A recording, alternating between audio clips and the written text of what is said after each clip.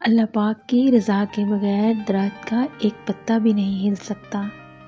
تمہاری زندگی میں جو کچھ بھی چل رہا ہے صرف اس کی رضا ہے۔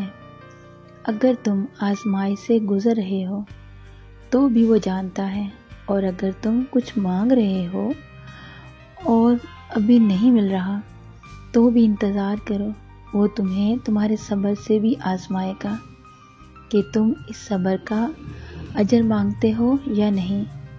یاد رکھنا، اللہ پاک اپنے بندوں کو ان کی طاقت سے زیادہ کبھی نہیں آزماتا۔ اگر کوئی شے تمہیں اذیت دے رہی ہے تو اسے بتاؤ، اگر کچھ بھول نہیں پا رہے اسے بتاؤ۔